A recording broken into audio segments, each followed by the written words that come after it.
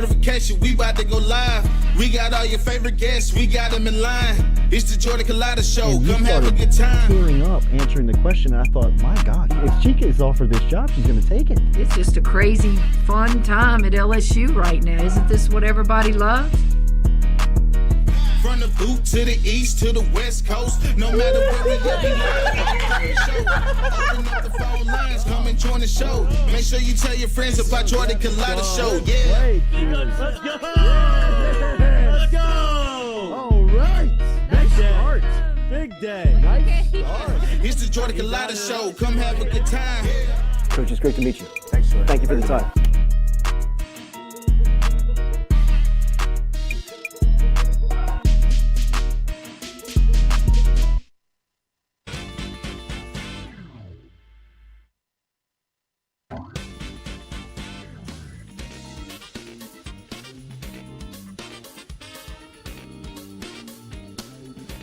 All right, on a dreary Labor Day Monday morning, welcome into the Jordy Culotta Show, as always, built by RMB Builders, live here from our Click Here digital studios on this Monday morning after LSU falls to Florida State in terrible fashion, 45-24 last night, as LSU has outscored 31-7 in the second half as they fall to 0-1 on the season. We'll talk all about it. We're going to take your phone calls coming up here and get your reaction coming up on the Jordy Culotta Show. If you don't mind, hit that like button, share button, comment button if you don't mind. Sorry. Oh, it's an off day anyway.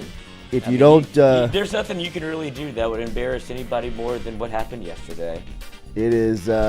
Unless you play, well, we'll see how the second half plays out. It's a tough. It was a tough day for LSU fans as a build-up, a summer of build-up, an off-season of hope was crashed yesterday morning. Trading cards in Orlando. As we will start there, we'll take your reaction. Remember, daily, our phone line is brought to you by Southern Regional Medical Center, and the phone line guests this morning are going to be you, the people. We're going to hear from you at some point. We're going to open up the phone lines. We'll give you our reaction, and we will take it here on the Jordy Culotta Show. As we said, if you don't mind, hit that like button, hit the share button, comment button. We'll be taking your comments inside of the chat to keep up with some of your thoughts inside if you want to type in and get inside of the show here. But we'll start with, obviously, LSU falling 45-24, and in the first half of yesterday's game, it's tough to really choose a place to start, right? I mean, for LSU's, waking up this morning, they feel very fraudulent, right? I mean, that felt very Les Miles. That felt very, outside of 2019 Ed Ogeron teams where they're just not prepared. There was the lack of preparation or execution.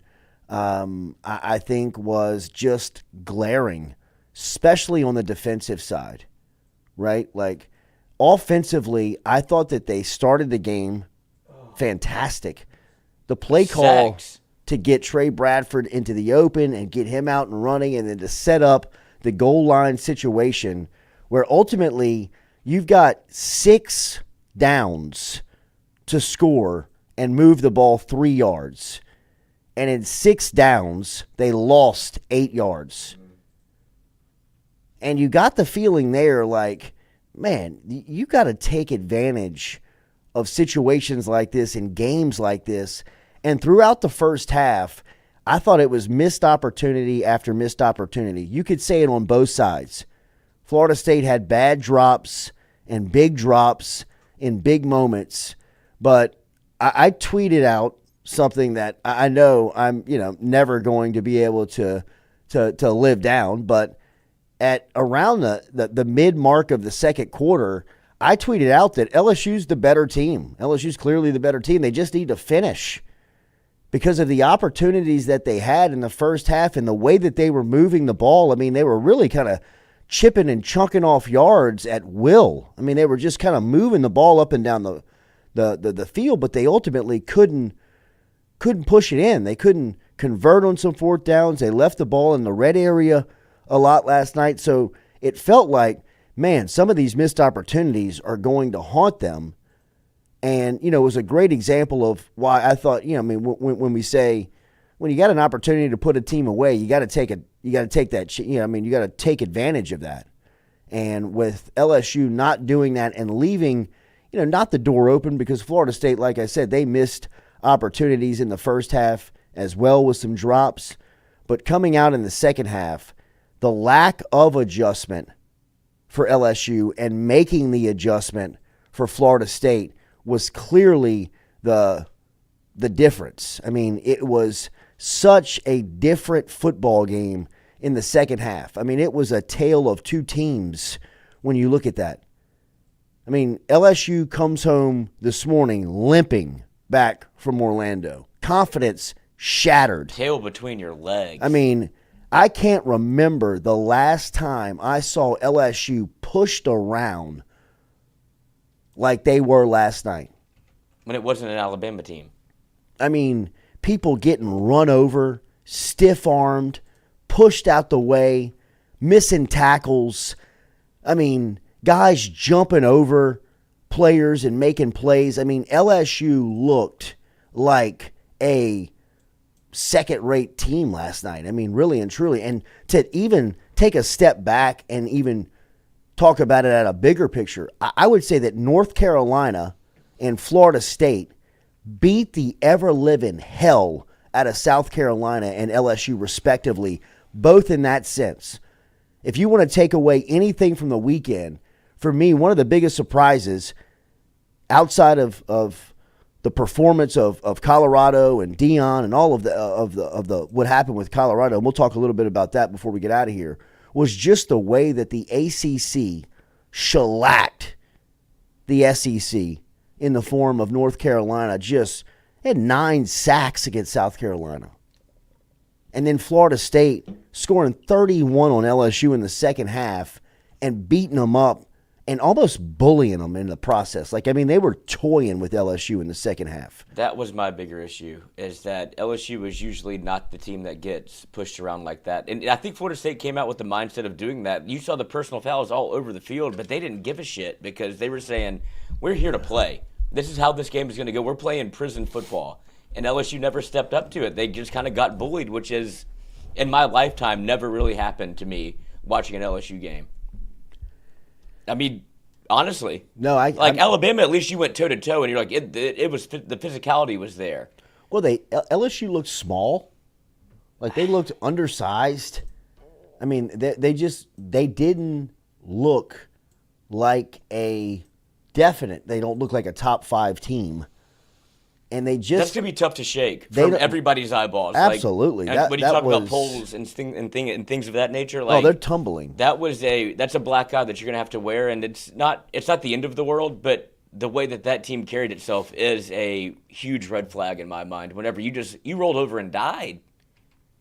It was as bad of a performance as could have happened for LSU. I mean, like, and look, I don't want to take anything away from Florida State because they seem to be good, but they also did the same thing LSU did. There was drops on both sides of the ball wherever it was, a third. But LSU has to get off the field on third down. That was the biggest killer. Well, I mean that defensively, I mean, giving up 3rd and 17s, 3rd and 8s, 3rd and 4s, it happens, but it can't happen that consistently to where it felt like the defense could never get off the field.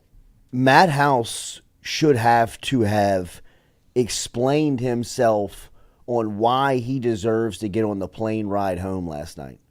He was so good last year, though. Cool. Right. Last night's performance for the defense was shades of times where it just... I will start with Harold Perkins on defense. It is hard. It is difficult to mess a player up like Harold Perkins. But the fastest way to do it is to put him out of position. And last night, not being able to recognize that the game plan that was cultivated on defense and having Harold Perkins in the middle of it was not blown up after the first series is almost, it feels like insubordination when you're watching it last night. It felt so much like Les Miles football where you're like, does nobody understand why the best player on the field is out of position? I mean, how many times do you have to watch Harold Perkins play on roller skates? I mean, he was being backpedaled with guards and tackles' hands on him, being shoved back by dudes that are 120, 130 pounds more than him, where he's got no shot of making plays, being a disruptor, being around the football, what he does best. They have single-handedly game planned Harold Perkins out of the game and then made no adjustment to work him back into the game. I mean, well, he played on the edge some. When you recognize, like, hey, him in the middle is not going to work. Maybe down the road it can, or against a team that doesn't have an offensive line as athletic and as big as Florida State. I mean, you're asking him to do something he can't do. So ultimately, you're taking one of the best defensive players in college football and just neutralizing him. And nobody recognized it. Or if they did, they just sat there and swallowed it, just watched it. I mean, at that point, you almost should have charged him admission. Like, make the adjustment and get this guy into a situation where he can make a play. Get out of the odd front. Put 4 down linemen. Put him on the edge. Put Greg Penn in the game. I mean, like, I don't even know football. But I mean, damn. How do you mess a player up like that? I mean, look, I remember in the spring when the reports were coming out that he was working at middle linebacker, I came on here and went berserk. Like, what are you doing? And then the explanation came out, well, you're teaching him how to play. He's not going to play there. He's got to be able to go to the combine and be at a position. He's got to know how to play linebacker, which, okay, but not really. I mean, are we really worried about Harold Perkins at the combine? He's going to go there and set records. If they don't draft Harold Perkins at the next level, that's not your problem. If somebody can't recognize that Harold Perkins is one of the best football players in the country, it's not on you. It's on you to win games for LSU. Not to make sure that Harold Perkins tests well at the combine and has a position in the NFL. It makes no sense. I mean, how could you not put him back in the position where he was last year against Arkansas? Against Alabama? On down the line. How can you not be a football coach, look at that and say, hey, we might have the best player in the sport. We can't put him out of position. It'd be like playing Malik Neighbors at tight end. I mean, that was mind-boggling last night to watch Harold Perkins down after down, play after play, just get caught in the wash of the offensive line. Special. I mean, like playing on roller skates. He's backpedaling. He can't get off the block. Guys are just shucking him down the field for 15, 10 yards at a time. I mean, it was like, make an adjustment. Get this guy get him out of the middle of the field. I mean, it was... I get what they're trying to do. I do, because there's a world where Harold Perkins is special, and both, like, you want to see if you can get 10 out of 10 out of him. But when the game was going the way that it was, and even the way that he was spying Jordan Travis, it felt like that felt awkward for him. Like, he was still trying to play in zone coverage. He was looking around, like, you could see him turn his head and look around, where he's like, I'm not sure I'm doing what I'm supposed to be doing. And when you have a player like that, hunt, go, kill, do the thing that you do well. If it gets even, like, that's the thing that disappointed me the most in the LSU game was the lack of second half adjustments when Florida State clearly made them.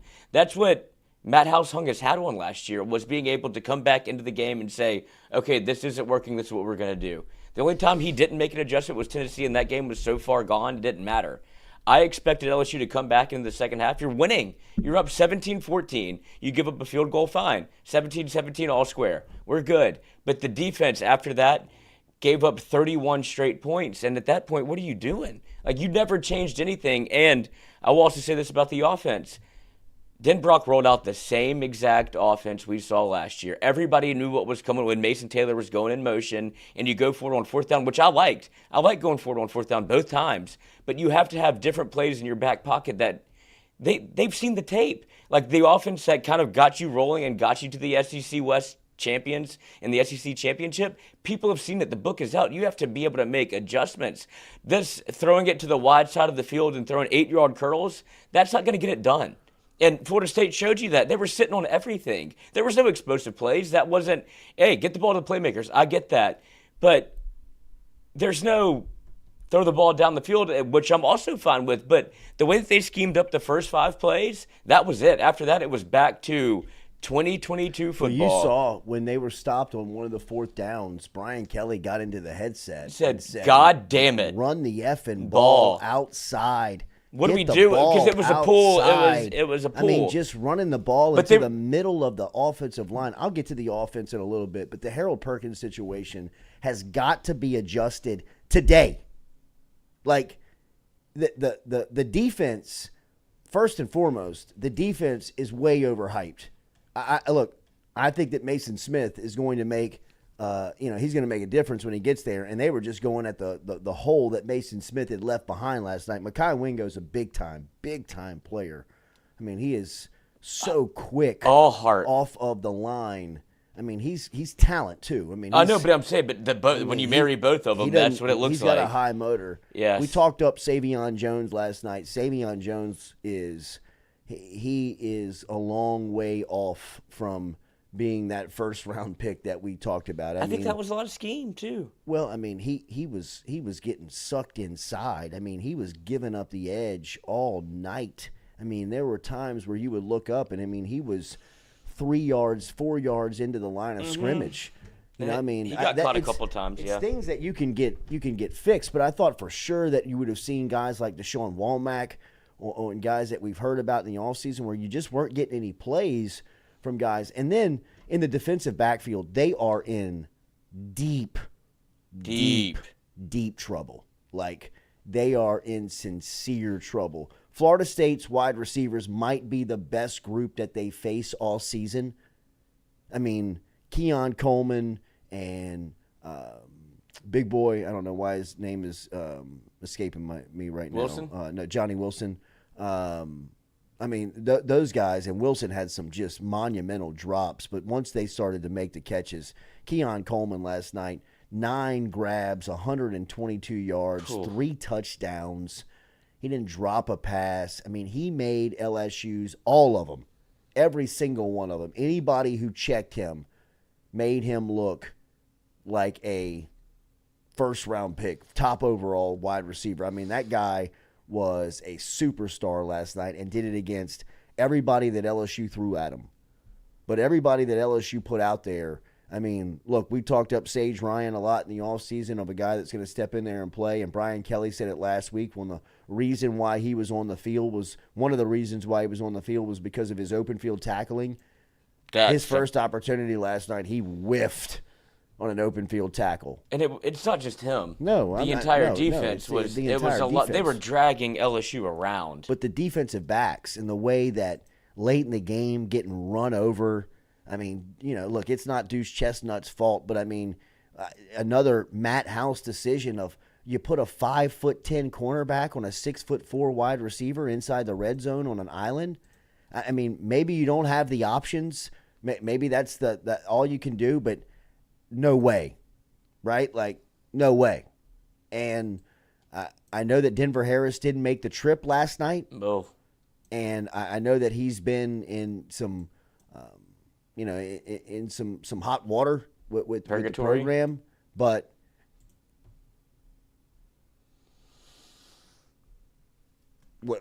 what you got him for? What you gonna do with that?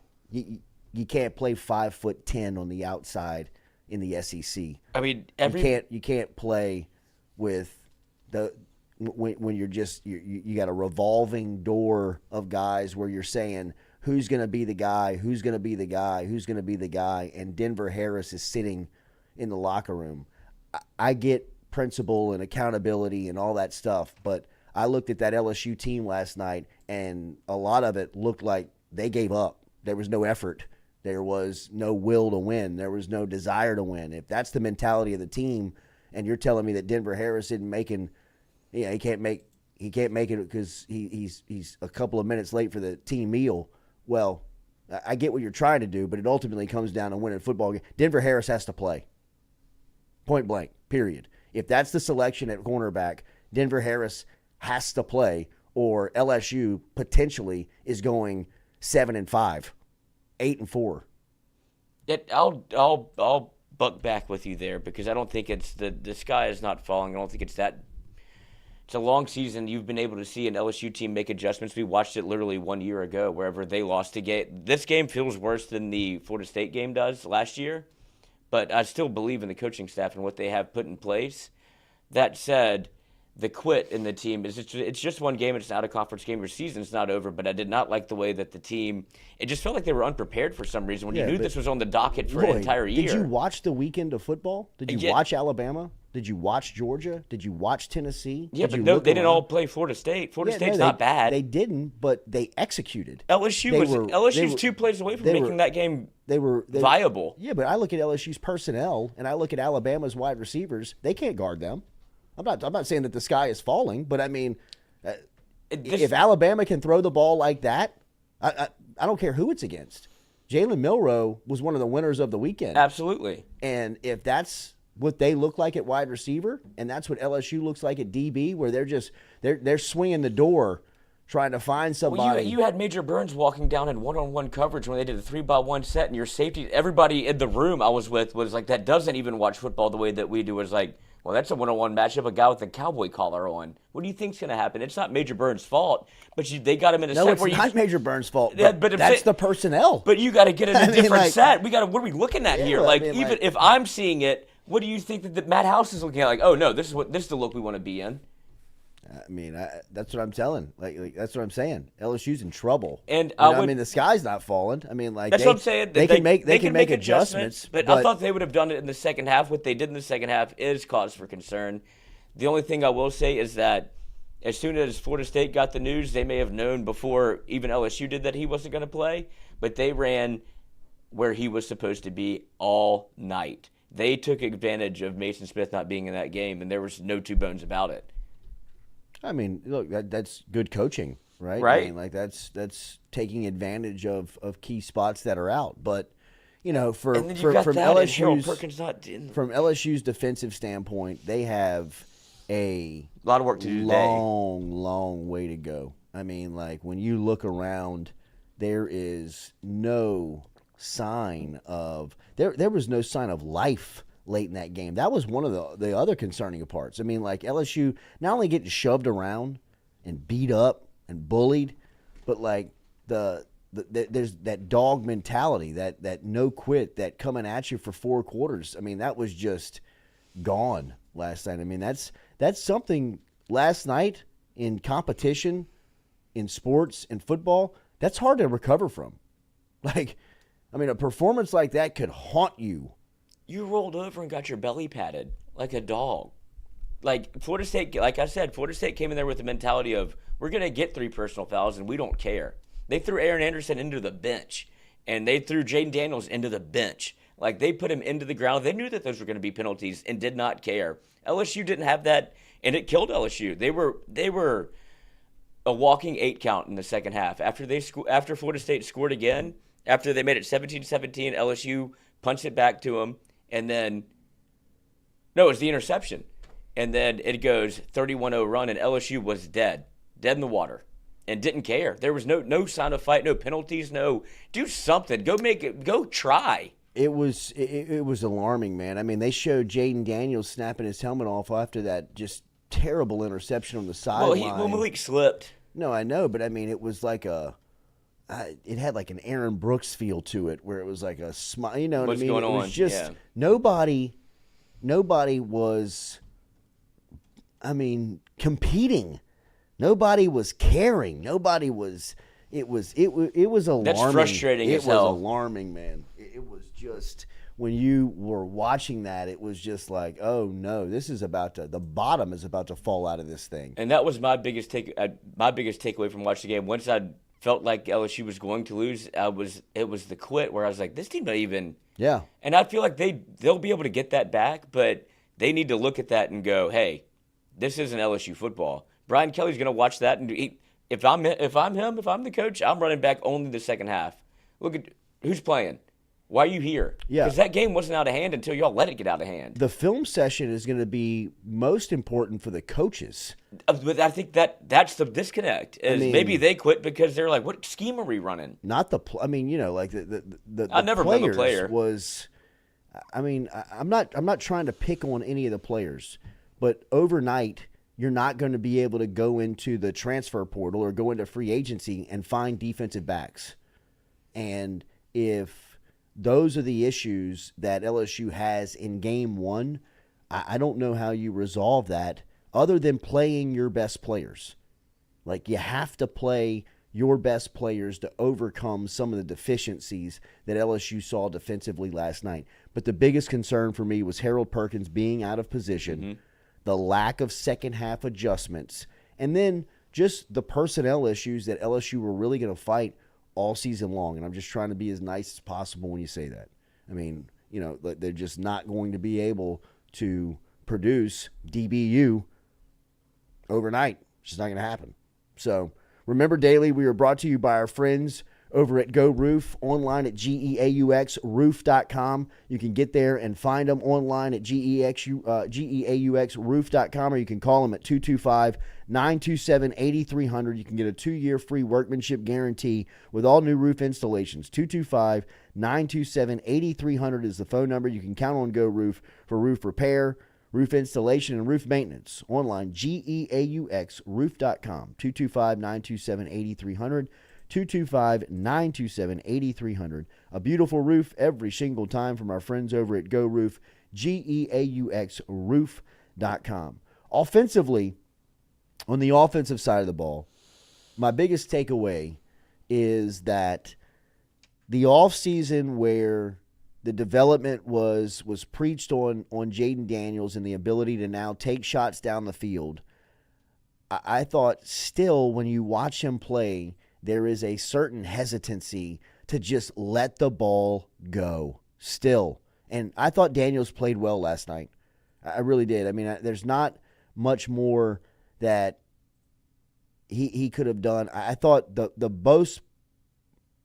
biggest part of Daniels' criticism, I would say, is that there's a lack of chemistry between he and any wide receiver, especially Malik Neighbors, the number one wideout on this team. I mean, Malik Neighbors had 13 targets last night and 6 catches. That's tough. I mean, like, you could see Neighbors on a lot of them was looking at Daniels kind of like, you know, I mean, put the ball up or throw the ball outside. I mean, even like kind of that first fade into the end zone, I mean, the ball hits the back of the cornerback. You know what I mean? Like, Malik Neighbors is like, throw it up. You know, like, give me a chance. Give me a shot. And, I mean, some of the drops were costly, obviously, in the second half. But the lack of chemistry between quarterback and a wideout, specifically your number one target wideout, I thought in game one was discouraging, right? I also, on all of the talk of, you know, being able to throw the ball down the field this season, I thought they had opportunities to do that last night, and there was still this hesitancy of just let it go. Like, just throw it. Put the ball out there. And, you know, offensively, I would say the same thing about what we said defensively. You know, except from a defensive standpoint, they took what was happening last year and successful and blew it up. Offensively, they took what was happening last year and was successful and didn't really add anything to it. No evolution. There's no next step. I mean, I would have assumed that in the second year of an offense where you're working together with the nucleus, I mean, think about it. Think about all of the returning guys offensively. When you talk about the offensive line, all 5 of them returned. You talk about the quarterback, he's back. The wide receiver group, I mean, 3 of your top 4 guys are back. The running back room, I mean, a lot of those guys were here last year. They're all being coached by Brian Kelly, Mike Denbrock, Frank Wilson, Brad Davis, Cortez Hay, same group that was here last year. So in year 2 of working together in the offense, you would think that it would be much more expansive. I mean, I would imagine that Jaden Daniels would be calling checks at the line of scrimmage, that there would be certain things of, you know, the next tier of the offense where when you recognize this, not only can you check into this, you can also run that, right? But it looked the same. I mean, that Mason Taylor play where he scored against Alabama was a beautiful play. It's a beautiful play. But when they come out and that's their toss dive. That's their security blanket. That's when they start to kind of get into a situation where you're like, what do we need to run? Like, well, run that tight end waggle, that read option. Where if you see it a couple of times on film and you're a good defensive coordinator, it's pretty easy to tip off. I mean, Mason Taylor's kind of off the line. He's going to go in motion. Once you have the responsibility figured out of, hey, you take the quarterback, you take the tight end, you take the running back, it becomes a little bit more difficult in the moment to read it. Is it still going to work? Yeah, but you can't run it 8 times a game. So, I mean, the lack of evolution, and then, you know, from the personnel standpoint, I know Florida State's defensive line is stiff, man. That is a hell of a group. And, you know, you got multiple pros there. But the offensive line, specifically on the right side, they were bullied last night. I mean, they were shoved around. They couldn't get a yard when they needed a yard. They couldn't get into the end zone in 6 tries to start the game. I mean, it was just things that you were hoping and thinking in the offseason, like, this is going to be better.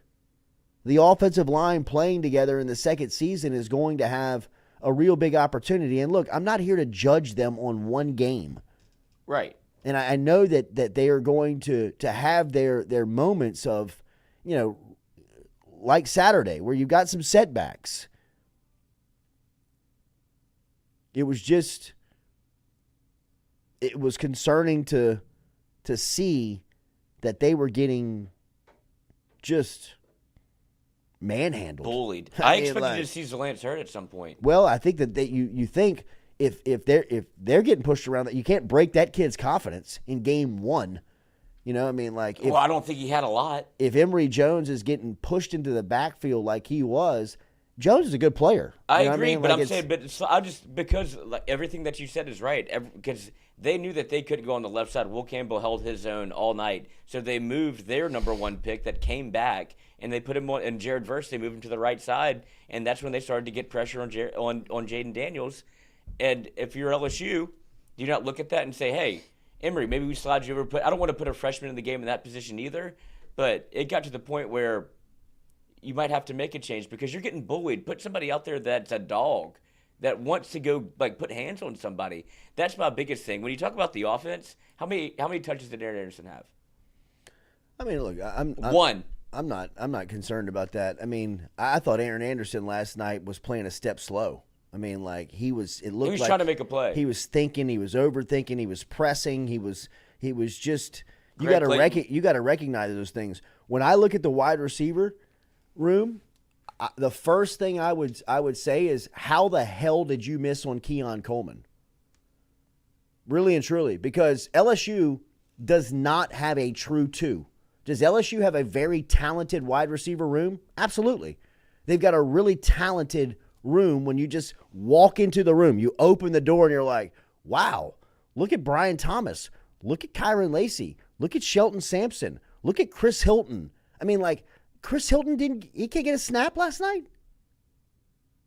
Like, just one time a game, I would put Chris Hilton out there and either double move him or just tell him, hey, man, run towards the pylon. Jaden, take a two-step drop. If they man him up, throw it. Just throw it. See what happens. If nothing else, get these people back so maybe you can start running the ball on 4th and 1. I mean, just the lack of creativity, letting guys like that just sit on the sideline. Right? Like, I'm not here to dump on the wide receiver room, but for all that we've heard of, hey, this is a real talented room. This is maybe the most talented room in the league, maybe one of the most talented rooms in the country. I mean, there's no true two, and there's still key drops in moments that, I mean, if Kyron Lacey catches, the game's different. It's a totally different game. It's a totally different game. And that's why I don't want to put it on one person because Kyron Lacey knows, and he's, by all regard, he works hard. Like, it happens. Like, you're going to drop balls. Florida State drop balls. Like, that's the things that are happening, and that's fine, especially in game one. But my bigger issue is the fact that the offense, you talk about utilizing, like, skill players, Chris Hilton, there was no formula, there was no chemistry in that offense. It looks like you're calling a play sheet from Madden, where it's like, oh, comebacks, make Jaden Daniels throw it from the far hash to a hook on the other side of the field. That's how you get picked off. It was that kind of thing where you didn't utilize your playmakers at all. That's not on Jaden Daniels. That's on the plays that you're putting on the field. Like, we don't have an identity, it doesn't feel like, if you're an LSU. Like, if you're an LSU coach, what's your identity? You didn't run the ball. Again, same thing you did last year. There was nobody that ever got to tote the rock except for Jaden Daniels. You have to be able to establish some sort of run fit. If you can't, then you have to mix up the plays and utilize having explosive playmakers. Everything that the receiving yards came from was after the catch. There was no down the field anything. It was all check down, go. I mean, that's not a scheme. That's just athletes making plays. In a theme that was very relevant or very consistent last year, Jaden Daniels, again, the leading rusher on the team. That can't happen. Last night, 15 carries, 64 yards. The second leading rusher on the team was Josh Williams, who had 4 carries for 44 yards. I mean, just there's no threat of that outside of Daniels, right? And there has to be some type of respect around the run game offensively for the play calling to be efficient. It's just, look, man. They couldn't get a push offensively. I know. They couldn't get a push on either side of the line of scrimmage. Yeah, and that's supposed to be the strength. They were getting shoved on defense. They were getting shoved back, and on offense, they were getting shoved back. I mean, it was as bad of a showing as LSU could have made in opening week as you could have asked for. LSU, Wisconsin. Right? No. I mean, I think the build-up for this one was even bigger. You know, I mean, I think the build-up, I mean, and look, we're in this moment, so maybe, right. You know, I mean, it's easy to speak in the vacuum, but, I mean, this team was playoff potential. Yeah, man, playoff potential. I mean, it just last night's letdown on a national stage. That was that was a weekend of LSU regressing. On Friday, you lost the state's best player to Texas A&M, Dominic McKinley, the top recruit in the state, pledged his commitment to Texas A&M. You talk to a lot of people around recruiting. It seems like it's over. It doesn't seem like LSU can get back into the mix, or at least they're going to have to make a big push for them to get into the mix. And then on Sunday, after a buildup of summer and off season, and even a buildup of the weekend. I mean, if you were watching the college football weekend shows, that I mean, LSU, Florida State, they were building this thing up, man. I mean, they were going to make sure that you were going to watch it. And then for, LSU to get to the stage and perform like that, I mean, just real big dings on the brand over a 72-hour period when you're talking, just football on, just kind of the state of it, right? I mean, you got to get Wardell Mack. I mean, like, if that's your defensive back problems, you have got to get the state's best defensive back. I mean, like, I got a lot of faith in Frank Wilson in New Orleans. I got a lot of faith in Frank Wilson recruiting LSU, but the premium on Wardell Mack just went through the roof after watching last night. Not only for the production on the field, but you have got to get back to recruiting top-line defensive back talent, especially from the state of Louisiana. You've got to get the state's top DB. I mean, how big of a miss is Desmond Ricks? Right. I mean, the state, the nation's number one cornerback last year. You had Andre Sam, who's in his 7th year making plays. But then knocked out on the field. But, I mean, but I'm just saying, but that was the highlight. You're right. Like, oh, maybe he's a player, which I think he is, but it's just that's how deep down into the bucket you have to go. That's the frustrating part. And like I said, I think it's more scheme than player. They just didn't – everybody seemed a little discombobulated, whether it be on offense and defense, where you talked about Harold Perkins. It never felt like he knew exactly what he was supposed to do. He was trying to do too much almost. And then you look at offense, you have a great first 5 plays, and your offensive line, which is Brian Kelly's calling card, is getting bullied. You run, 8 plays inside the 2 and can't score? That's what you hang your hat on. And then Matt House, a guy that people are terrified of leaving because he might get a head coaching job, doesn't make a single adjustment. No, I mean, and then your team gets pumped, absolutely pumped in the second half. Bad night for LSU coaches, program. I mean, but I don't think it's that big a deal. There's nowhere to spell it. I mean, their season goals are still in front of them. Absolutely. I mean, you can still accomplish everything you want to accomplish. The turnaround and the mountain just got a lot steeper. Excuse me. Bless you. Bless you. I'm sick too. I think it's coming on. No, it's from last night. Yeah. Sick of it. Miserable. Can't man. have it. Can't Miserable. win with it. Miserable showing, man. It was not a lot of good to take away from last night. And what's crazy is, as much as it's easy to kind of do what we're doing right now, but they're 2 or 3 plays away from winning that game. Yeah. I mean, really. That's what the positive is. I know the tweet is going to, get crushed. But you're not wrong. I mean, when I tweeted it out, it really felt like 17-14 about to out. No, I did the same you're in thing. the red zone all night. Right. I mean, like you're moving the ball at will against them, and you're just not finishing. I mean, the LSU could have been up minimum 2 scores at that point. Should have. Really. I mean, like it was almost amazing that they weren't.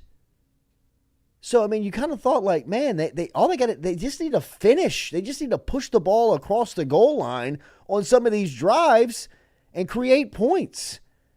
And it just that's where I get mad at the wheels play calling. fell off. That's where I get mad at the play calling. It just wasn't creative. You had so many opportunities in the red zone, and you just kind of did the same thing 4 times in a row and expected something good to happen, and it never did. It was. Hey, if we're gonna throw one up to Malik Neighbors, who's 6 feet tall, why don't you just put Pimpton out there and let him run the fade? He's 6'6". Yeah, but you got to throw the ball up. It doesn't matter. Well, I think he's trying to back shoulder him. That's what you're talking about, like a communication issue. I get what they were trying to do, but the fact that they never really changed the look, and then you go back to your quote-unquote bread and butter with Mason Taylor, and you run this little RPO and look for him, and they knew exactly what was coming. Oh, man, Everybody they does. guarded that thing beautifully. They ran the same play last year against Florida State, where you bring Brian Thomas Thomas in motion, and he settles in as a blocker, and Noah Kane goes up the middle. That's on film from 2022. They did it the exact same way. That's the kind of stuff that makes me upset if you're talking about play calling, where It's not. They've seen it too. Obviously man for man between guard, center, guard. You're not better. Utilize what's good. Go left tackle. He was mauling people on run blocking. I mean, on the left side of the line was moving with more consistency. They got beat a little bit too. Absolutely. And Florida State's But he's a defensive player. line. Florida State's defensive line, I think, is going to be, when it's all said and done, is going to be probably the best group that they faced all season long. I mean, it's a dominant group. Could be a dominant group, and it will be. Right. I mean, it's a learning lesson for definitely the offensive line, but you just wonder how they can recover from something like that. I mean, obviously you flush it and move on, but there's a lot of confidence building that needs to be done again at LSU. I mean, last night was a tough night for a lot of players individually. I mean, there was a lot of people that regressed both from a confidence standpoint, and you just gotta, for something like that, you just gotta get back on the field, right? I mean, Well, if I'm Grambling, oh man, that's gonna be brutal. Hopefully. But no, I don't think that. Like I'm saying, I don't want to be the one to do this show and overreact on a Monday after an LSU loss on national television, where it was like, it's very easy to point out the things that happened, right? But it also, in the grand scheme of things, doesn't matter. It's an out-of-conference loss that if you can get everything right, which LSU they proved it. They did the same thing last year. The loss looks way worse this year because of everything that we talked about leading up to the game, where you have your quarterback coming back, you have your offensive coordinator coming back, you have your head coach in his second year. Everything was trending in LSU's direction. And I'm not going to do the UCLA show where we're like, maybe UCLA's good, and they weren't. Florida State might be good, but I want to see LSU make adjustments like they did last year, where you can take this L, but if they look like they did in the second half ever again, you got a lot of people that are going to get lined up and have to ask questions.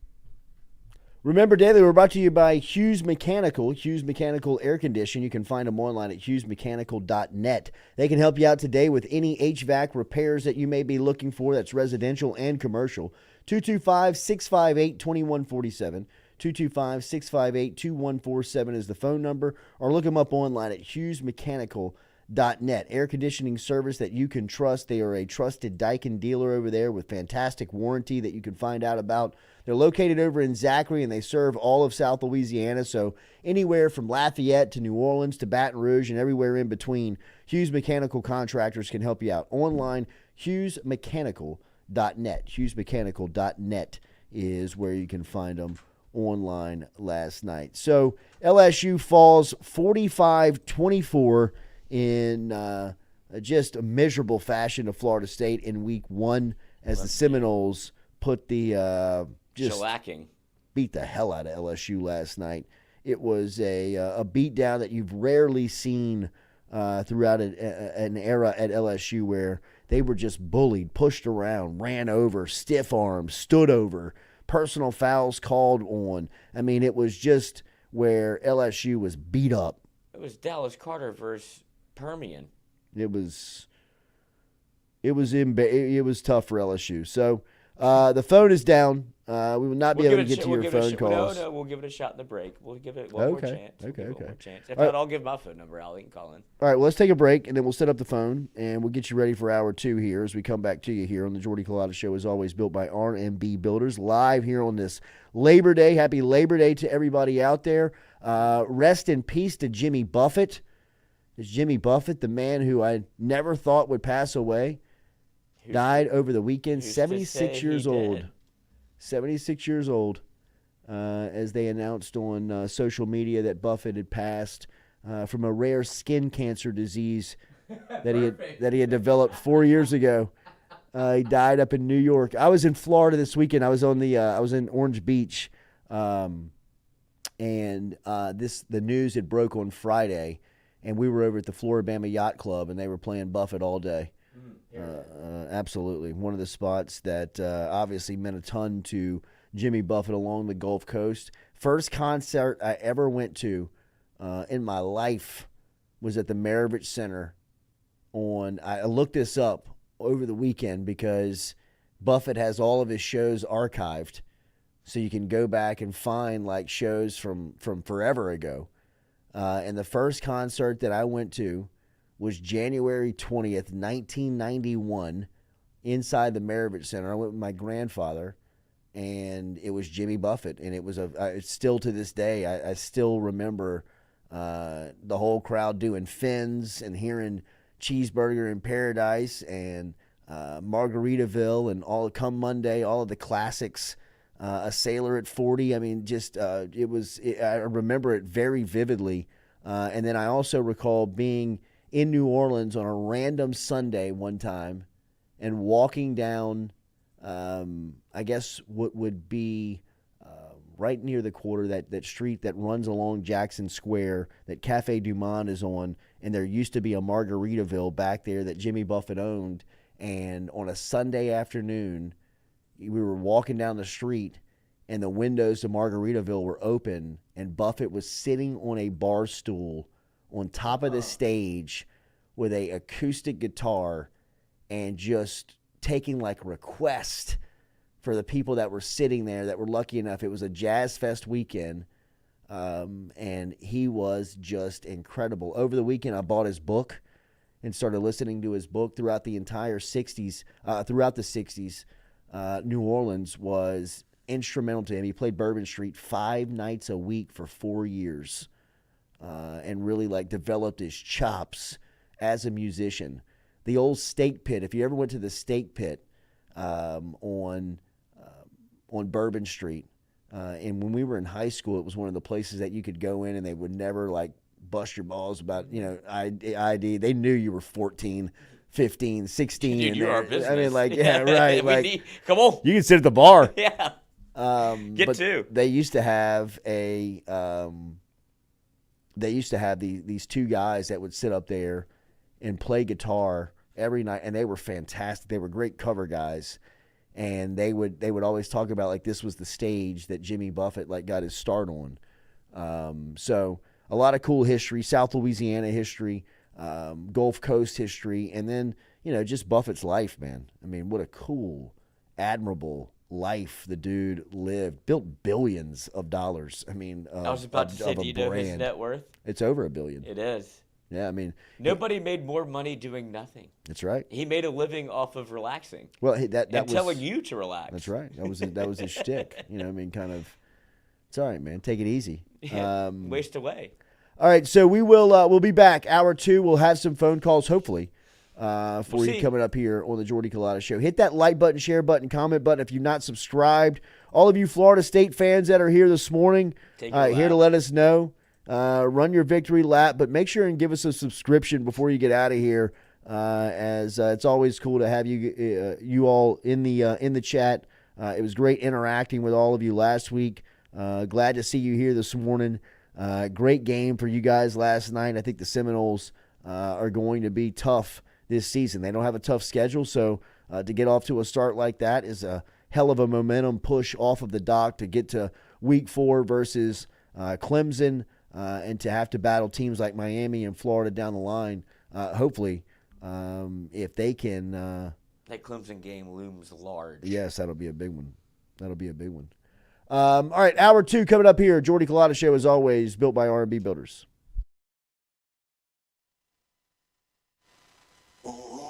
Phil's Oyster Bar, a staple of South Louisiana since 1945, located in Southdown Shopping Center and online at philsoysterbar.com. If you log online, you can learn about the private party schedule, the catering menu, and even order online. Daily lunch specials Monday through Friday. Learn about the history when Gus Piazza took it over in the early 70s, made it an absolute stop-in for everyone who came through Baton Rouge, and now Anthony, his son, carrying on the tradition.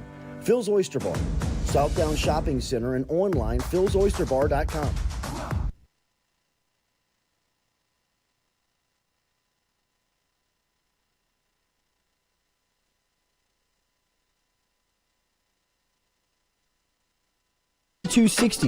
or email daniel.newman@edwardjones.com. If you're planning for retirement, saving for college for children or grandchildren, or just looking for sound investment opportunities, get in touch with Daniel. Daniel today, 225-261-8262. Located on Magnolia Square Drive in Central. Daniel Newman of Edward Jones. You can't put the cart before the horse. That'd be like, Hey guys, it was a pleasure serving you. But we didn't even order yet. Huh. never sign a contract with a roofer before he gets on your roof. Call Go Roof instead. We offer a free, no obligation inspection. A beautiful roof every shingle time. Bobby, goes in the front.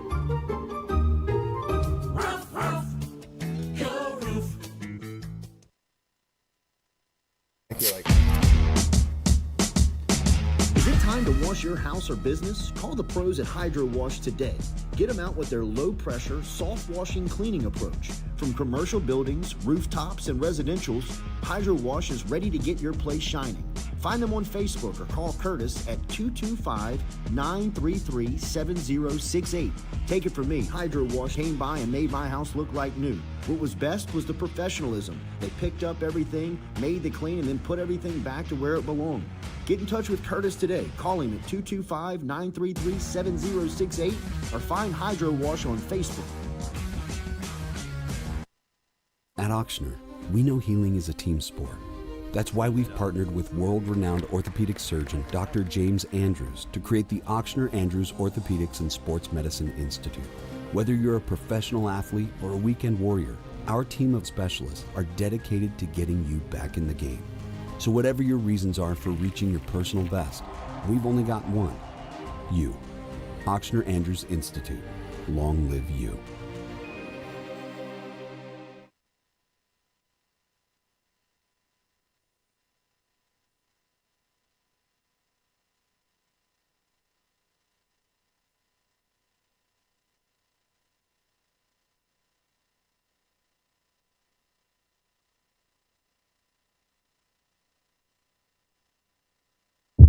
Emory Jones, right tackle. What's the best piece of advice you've ever received? Got it from my mom, and she just told me, always keep your head on the swivel. Favorite subject? Math, easy. I kind of keep it light. Give me some type of red beans or something like that, throw a little cornbread on the side. Light with red beans. Yeah, just a little bit. I am superstitious. I got some PSDs that's purple and yellow and white. I wear them every game. I feel like they my lucky draws, and you know what I'm saying? I'm going to keep doing it.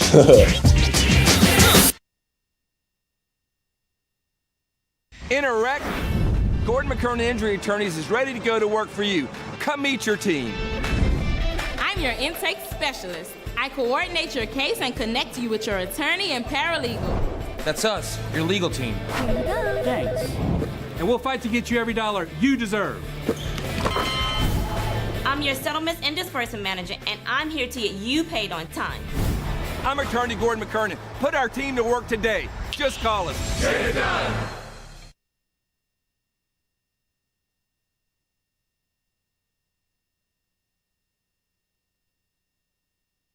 Hey, Greg, the roof up? Roof's up. Roof's up. Roof's up. Roof's up. Roof's up. Roof's up. Beautiful roof every single time. True. True.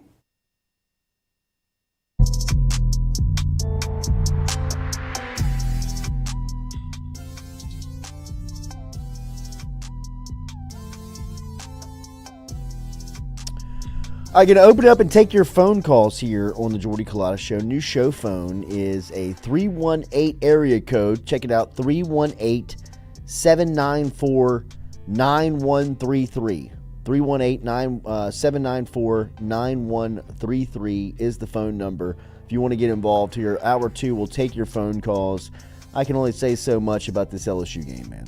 I mean, I said all I can say about it. LSU needs to flush it, move on, hopefully bounce back from it, and keep this, team spirit alive for this season, as there was a ton of hype and a ton of build-up and a ton of excitement going into the season. Hopefully they can recapture that at some point. Last night, some numbers for you. Jaden Daniels finished 22 of 37 for 347 yards. He did have a score late in that game to Brian Thomas and also had an interception. That's the most passing yards by any player in a season opener, is at 347 yards. Thomas led all receivers with 7 catches for 142 in the score.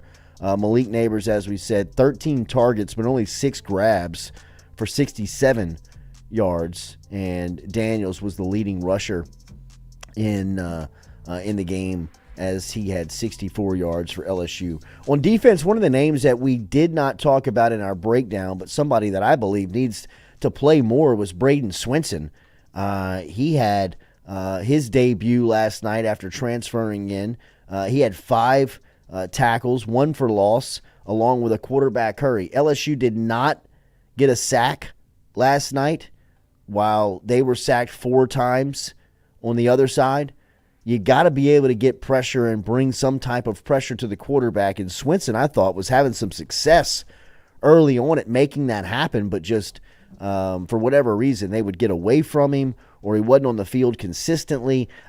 Look, defensively, I have a lot of I'm not sitting here acting like I know football. I know it enough to look at it and say, this isn't working, get out of it. Or why aren't you playing the players that are consistently making plays? I mean, I don't know. Haven't seen a lot of Ovie Oghoufo play. Last night was my first time really watching him play. Watching him play and Braden Swinson playing, Swinson was the better player last night. Why doesn't he play more? He's the one that's creating the most pressure. He's the one that's creating the most chaos. He's the one that's creating the most for the opponent, the most headaches. Why aren't they playing those guys? Why don't you play Harold Perkins in a position where he can make plays? I mean, I saw a stat that came out where Harold Perkins was on the field last night the most he's ever been in passing situations. This is coming from Steve Palazzo on X, formerly Twitter. LSU's Harold Perkins had a career high 28 snaps in coverage while only rushing the passer 7 times last night. How? How does that happen?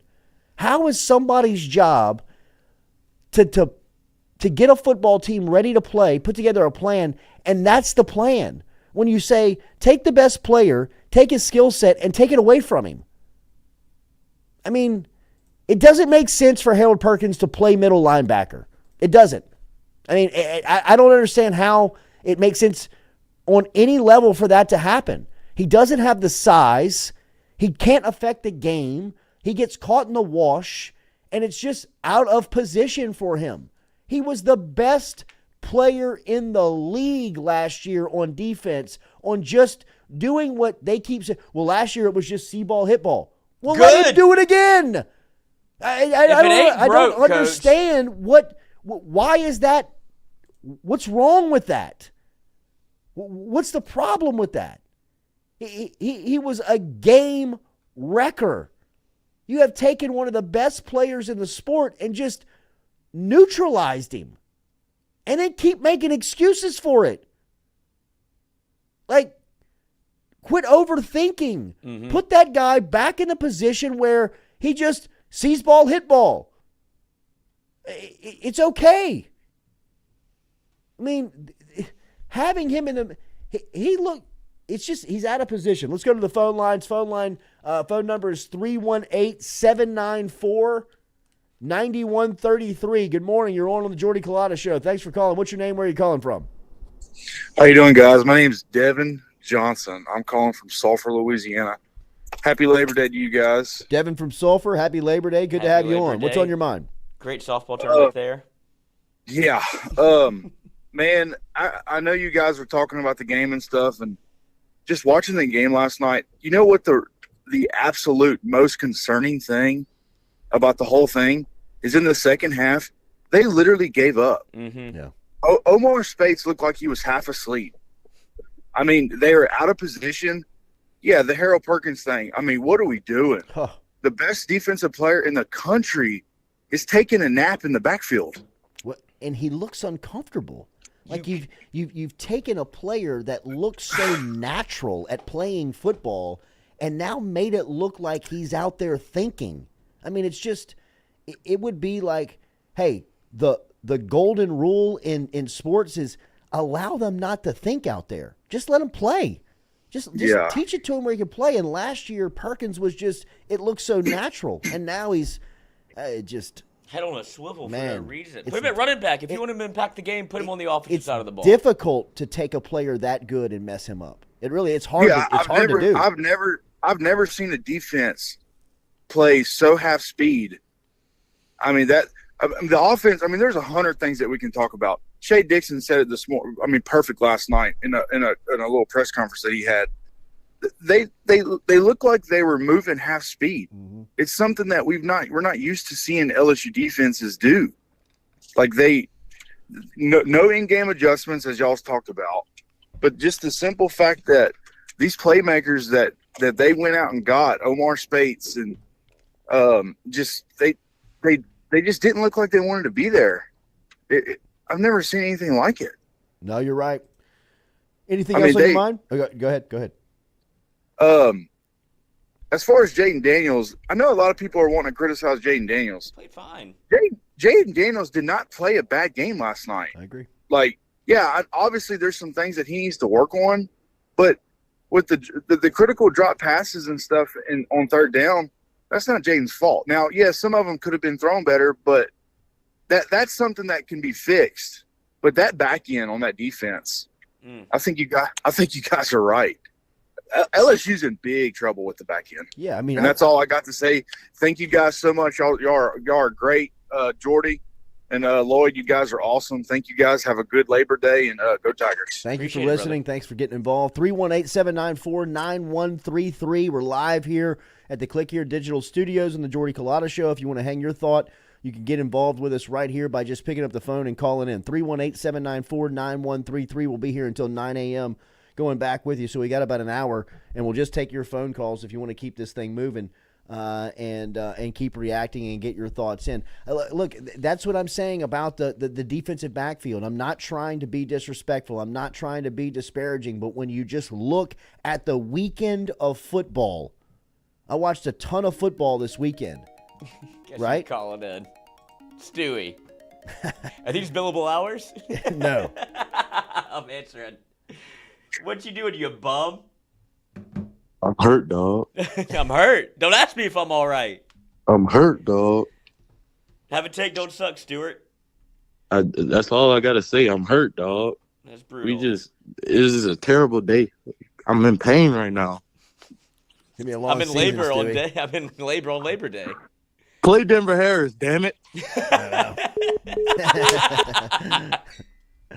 I mean, that might be the answer. Did he not travel with the team? Are you for real? Yeah, he didn't. Why? Well, he was. It's part of it's the all, thing. It's all coming out, man. Like it was obviously a 1-game suspension. You know what I mean? Like it's obvious that he was. Well, this is a bad one to pick if it's up to LSU. It's it's time for him to play. Well, he wasn't making plays in practice. Watch. He's not what's last night. And again, I'm not trying to be disrespectful. It's just watch the weekend of football. Watch LSU last night. That defensive backfield is going to have issues. They're going to have issues in all forms of the game. Run defense. I mean, Florida State's running back, they put some running back in the fourth quarter last night that hadn't played all night and put a license plate on Andre Sam's face on the sideline. Or was it Major Burns? It was Major Burns.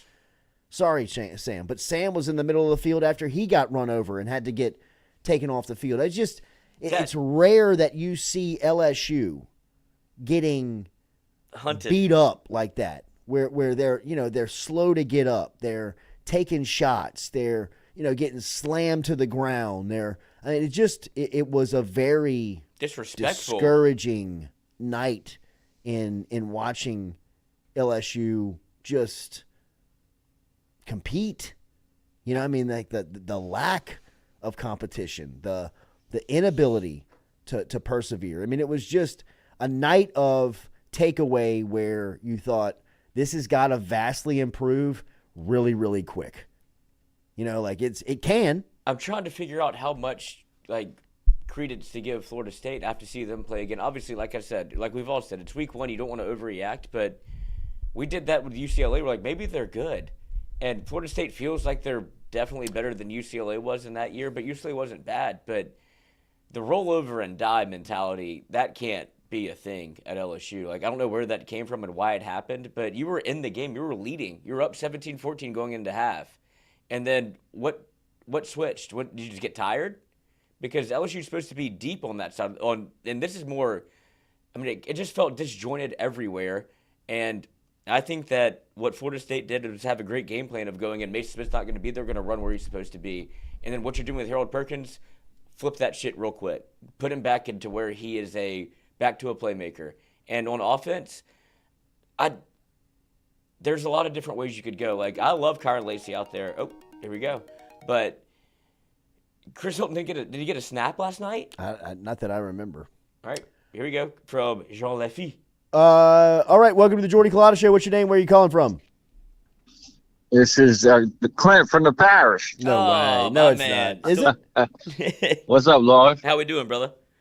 I'm doing great, man. And after last night, I was hitting them fence posts pretty hard, man. I would have one this morning if I could. What's going on, man? What's happening, Clint? What you got on your mind, man? Jordy, I got a question. Watching the game, Mekhi Winger was the only defensive player I thought really showed up, played with it in your heart. Mm-hmm. And I think you're right. We should have tried to just put some other players in, Jackson Howard, Womack, and them guys. But I want to run this by you and Lloyd. I'm noticing their defense is all of their players is within 5 yards of a lot of scrimmage, even the safeties in the corners. Unless we stretch the field and make them play the whole field, the whole defensive field, we're going to be in trouble all year. If they can all just sit up about a line of scrimmage, with these short comeback routes, we got to throw these deep passes.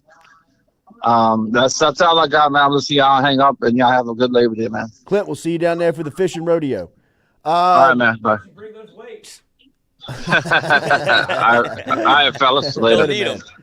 I agree. I mean, like I said in the opening, Chris Hilton did not, Stewie's in the chat, Chris Hilton did not log a rep and he did not get a target.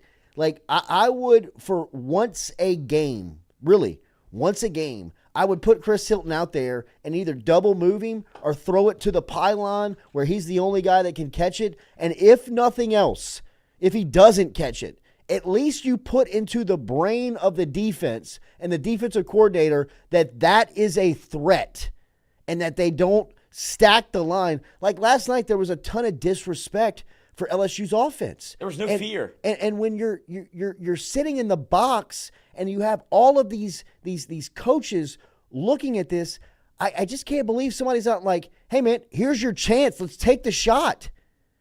And those were, some of my criticisms. I think that Jaden Daniels played a good game. His numbers are strong, but there were still moments where you thought, let it go. Uncork it. Just put it out there and see if one of these guys can make the play. Now, I know that they had some critical drops, but, it's still when you think of them stretching the ball down the field, that's something that they have to do. They got to do a better job of that. And you've got opportunities. It's just, the play calling was, it just didn't do you a lot of favors last night. So vanilla. It's so missionary. All right, got a caller from 806. Don't know the area code. Here he is. What's your name? Where are you calling from? This is Larry Williams. I'm calling from Texas, but I'm from Louisiana. That a boy. For me, I saw Florida State run that counter pretty heavy on them, and then defensively, I think we was running like a cover 3, and they just kept attacking. Mm-hmm. A lot needs to change. Plus, we didn't have Mason Smith, so that's a good takeaway. But we just got to clean it up on defense. Yeah, absolutely. I mean, they've got a lot of adjustments to make on defense. Some of them I think that they can make. Some of them I think that can be made. Obviously, getting Mason Smith back is going to be a huge advantage of the defensive line and the push there. I think they need to get to Greg Penn. I think they need to get to somebody who's a solid tackler. And they went to him late in the game yesterday, but it's like, at this point, what's the thought behind it? But now, I mean, you're so thin at linebacker. Well, so that's right. You got to play the top end guys, and Greg Penn is a top end guy. About me is accountability. He needs to start using we and stuff like that instead of they. So a lot, and not to throw nothing at him, but I just think we better than that, and I think we will be. All right, man. Thank you for calling. Have a good Labor Day and have a good day. Yes, sir. Happy Labor Day to you. Thanks for being involved here. All right, straight back to the phone lines. Let us go. We good here? No, I got to call him back. We got to call him back? Okay. Yep, I got him. Filibuster. Okay, so it's not live? Oh, I thought it was. Here he is. All right, you're live on the Culotta Show. What's your name? Where are you calling from? Kyle from Charleston, South Carolina. Hell yeah. What's up, Kyle? Good morning. What's on your mind? Good morning, man. I got a big issue with the defense, mainly Matt House, man. Mm-hmm. I, as a casual fan, been watching LSU since '03. I watched Coleman Harry in the third or fourth quarter call for the ball with Major Burns over the top of him. Mm-hmm. The very next play, singled him out, went straight over the top of him. Me as a fan, if I can see that, how is the people who are getting paid millions of dollars not being able to see that? Same thing happened when he was out wide on Deuce Chestnut late in the game. Exactly. I mean, like 12-year-old in the room. He was like, they're going to throw it to the guy. They're going to throw it to the tall guy. You know what I mean? It's like, and they're not even making a play on the ball. Right. Deuce Chestnut 2 times. All he had to do was turn around. The ball's in his hands. Turn around. They're not teaching fundamentals, apparently. No, I'm with you, Kyle. I think that last night was very concerning for the defensive coaches. I mean, the lack of in-game adjustments, the players being out of position, and just the fight. There was no will. There was nothing to it. Thank you for interacting. Thank you for listening, Kyle. Yeah, thanks for calling in, dude. One thing. No problem. Yeah, appreciate you it, guys take buddy. it easy. All right, man. See you. Happy Labor Day. One thing I will say about the defensive back room and what they were doing on defense, it showed you that they knew that they were vulnerable there. Running that much off coverage and how they were playing cover, like you said, cover 3, and there's a ton of zone all over the place. And when they got in one-on-one matchups and they tried to bring pressure and tried to run man, Florida State was foaming at the mouth to attack. That tells you what Matt House thinks about what they have in the secondary. Like your second best pressure guy is Greg Brooks, but you need him to be in the secondary. But the way he walks up and brings pressure, that's what he's great at. But you have so many issues on the back end that you can't let him do that anymore. You have to find, and Major Burns is good, but you can't go 3-by-1, leave him on an island against a 6'5" wide receiver. That's an athlete. Like, Keon Coleman's a stud. From Opelousas. I mean, like, that's nice to see you. That's a bad miss. They tried to get him in recruiting. It's a bad miss. They tried to get him in the portal, but I mean, there's a reason he went to Florida State. My God, the targets. All right, phone lines open, 318-794-9133. Got a caller now. What's your name? Where are you calling from? Chris, Bossier City. What's up, Chris? What's on your mind? Don't jump. Just a Jets fan. So my so I think what part of the problem is that Jesus plays just good enough to where it's hard to make a change or hard to even knock him. But it's clear when we need to move the ball down the field, that's not what he's good at. Agreed. I just don't think he's look. There's two. He's sides. so safe with it, which is you teach your quarterback in protecting the football, and he does that better than anyone. But in the ability to play the position at a high level, you've got to take risks. You've got to be able to push the ball down the field. And every time one of these guys gets one-on-one is when that has to happen. And they just don't take advantage. And specifically Daniels, I'm with you. I think Daniels, when you look at his body of work, it's tough to really be overly critical. But when you look at this part of the game, it's just a part of playing the position that when you recognize one-on-one and you have talent like he does, just put it up. Just put it out there. I mean, like, just see what happens. The same way that Jordan Travis recognizes one-on-one with Coleman, Wilson, and Destin Hill and those guys, that's when they took their shots. And last year, the criticism of Jaden Daniels was that he was too hesitant. He was thinking too much of protecting the ball. He's still doing it. He played well. He's evolved as a quarterback. He still, from a skill set standpoint, does not have the confidence to just unplug it, uncork it, let it go, man. Throw the ball down the field and just see what happens. You almost take the interception. But, you don't want that to have him thinking there's the interception. Now I'm going to really coil up. So, look, I'm with you. I'm not being critical of Jaden Daniels. I think he's the quarterback. But you have to start taking shots down the field, or defenses are just going to come up and check you within 7 yards of the line of scrimmage like they did last night. Yeah, appreciate it, man. Lloyd, I went to college with you, man. Oh, really? For all 8 years? Yeah. A lot of people go to school for 8 years. They're called doctors. I did too. I went for 7, but only got a bachelor's. I only got 2 degrees, and none of them work. All right, man. Y'all be cool. Thanks for listening, man. 318-794-9133 is the phone number. Remember, get in touch with us here if you want to leave your question, comment. We're brought to you daily by our friends over at Katie's Restaurant down in New Orleans. Get in touch with Katie's online at katiesinmidcity.com. Been around since 84. Great menu, great selections down there, cold beer, great service, and 6 new televisions that you can check out if you want to check out Katie's on Sundays. They got new Sunday hours, 10 a.m. until 6 p.m. Online, katiesinmidcity.com. All right, phone number's open, 318-794-9133. You're live on the Jordy Culotta Show. What's your name? Where are you calling from? Speaking of Katie's, from NOLA. Cyrus Pierce calling from Colorado. Nice. What's on your mind?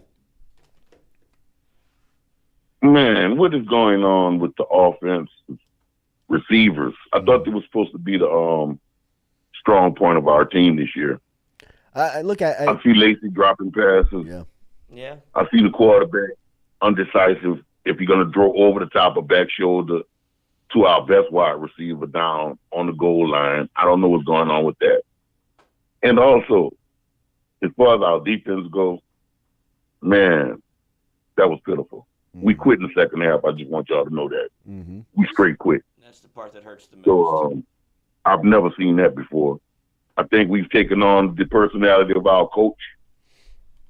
And I also think that we showed no toughness, man.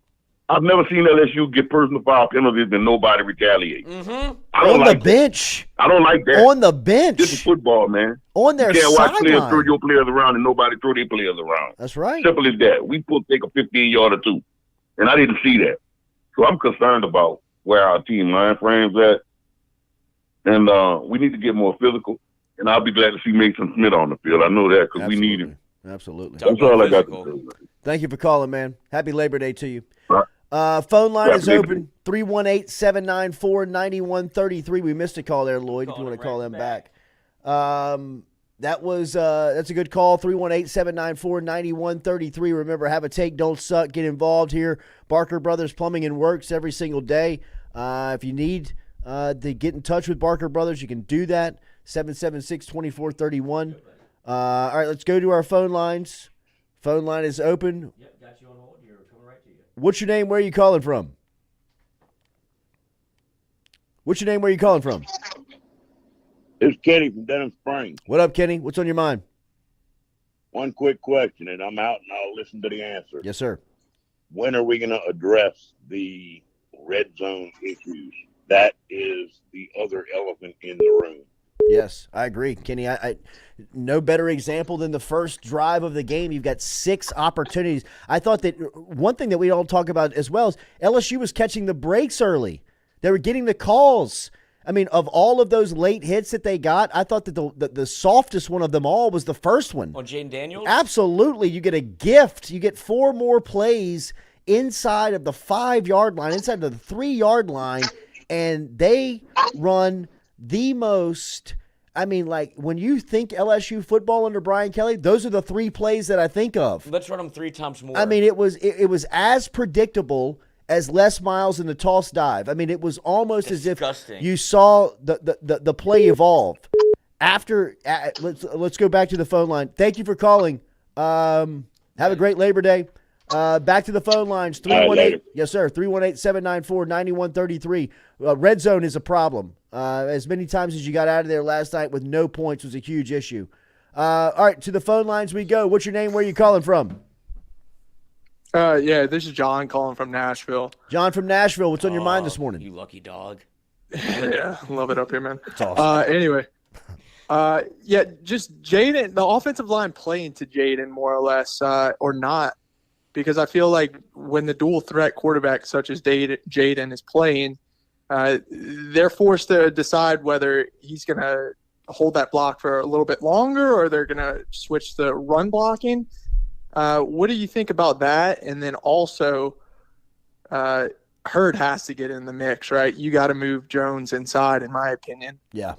This next week. I think so. I think that last night it was the right call not to move Hurd into the game. Mm-hmm. As talented as he is, he's still a true freshman, and you're going up against a guy in Verse who's going to be a top 10 pick potentially, and you could break his will. You could break his spirit. You could break his confidence last night. I even thought Emory Jones there for a while was rattled a little bit. I mean, Jones you've rarely seen him be pushed around like that. I mean, obviously that guy in Verse is a pro, and defensive line for Florida State is stout, but it was a tough night for the right side of that line of scrimmage specifically. And look, I think the entire offensive line. It's going to be a tough film session. But, yes, I think that they do get to Lance Hurd. Probably this weekend you'll see him and then start to try and break him in, into the lineup, because I do believe he's one of your best five. But, last night would have been a tough stage to debut him on, just because of the competition and what the potential that could, from a confidence standpoint, could do to him. But I think I agree. You work him in for Grambling, and then you kind of like you did Emory Jones last year. Exactly. If you remember, I mean, they started to play him against Southern in the second game last year after Florida State, and by Mississippi State, I mean, he was a starter. Yeah, and when you talk about the scheme, I just think that the offense has not been really tailored to Daniels. It just feels very easily to do like RPO and figure it out. It's not a lot of things that are making it easy on Jaden. It's a lot of, hey, you go figure it out by yourself. Mm-hmm. It's not making it very easy on him. And the ones that the book is a little bit out on him, in my mind. Like what you saw from last year, everybody else saw it too. It was kind of a surprise in the SEC to see him move like that and to see a running quarterback at LSU. But now everybody's seen those 5 plays that you ran, and they know what to expect. Yes.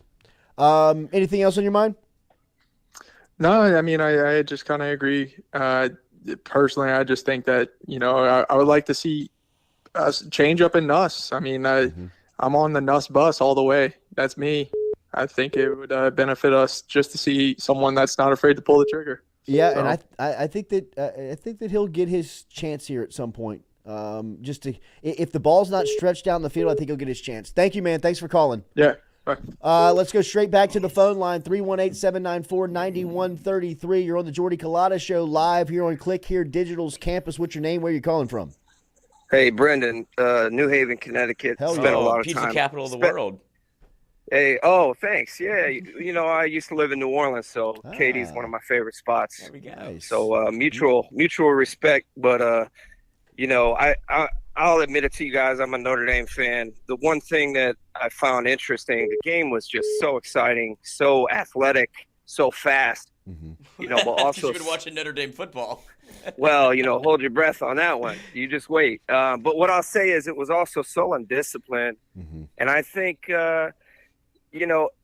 I've seen a lot of games where Notre Dame came out and there was a talent disparity. There was no talent disparity last night. It just seemed like a second half train just went off the rails completely. And so most losses I've experienced, they were not like that. That just seemed very mental. And the last thing I'll say is most Notre Dame experts like myself will tell you the 2015 team we had was the best team under Brian Kelly, and they went 10-2. And looking at your schedule, I think you just may not be all the way there yet, but it looks like a team that, may go 10-2, 9-3.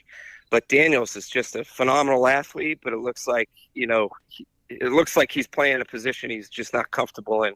Carlisle I know Holiday. He's a quarterback.